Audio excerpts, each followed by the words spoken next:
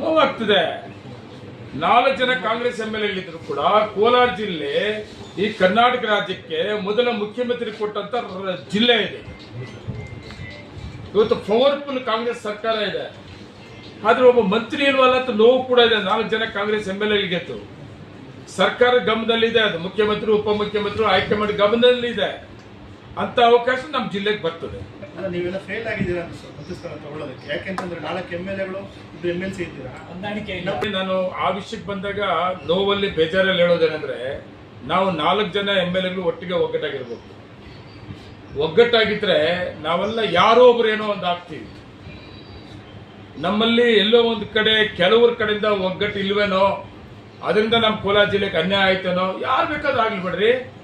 ಒಗ್ಗಟ್ಟಿದ್ರೆ ನಮ್ಮ 4 ಜನದಲ್ಲಿ ಒಬ್ಬರಾದ್ರೆ ನಮ್ಮ ಜಿಲ್ಲೆಗೆ ಅವಕಾಶ ಸಿಕ್ಕಲ್ಲ. ನಂಜೇಗೌಡ ಅಲ್ಲ, SN ನಾಡ್ಸಮ್ ಅಲ್ಲ, ಕೊತ್ತೂರು ಮಂಜು ಅಲ್ಲ, ರೂಪ ಅಲ್ಲ, ಏನಪ್ಪ ಯಾರಾದ್ರೂ ಒಬ್ಬರು ಆಗ್ಬೋದಾಗಿತ್ತಲ್ಲ.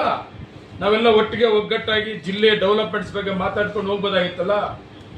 ಯಾರು ನಮ್ಮಲ್ಲಿ ಇವತ್ತು ಹಿರಿಯರೇ ಇಲ್ಲ. ರಮೇಶ್ ಕುಮಾರ್ ಅವರು ಇದ್ರು ಮೊದಲ ಅವಧಿಯಲ್ಲಿ ನಾನು MLA ಆಗಿದ್ದಾಗ. ಕಷ್ಟನೋ ಸುಖನೋ ಮೈತ್ರಿ ಸರ್ಕಾರ ಇತ್ತು, ಫಸ್ಟ್ ಟೈಮ್ MLA ಆಗಿದ್ದಾಗ ಸ್ಪೀಕರ್ ಇದ್ರು ಕೂಡ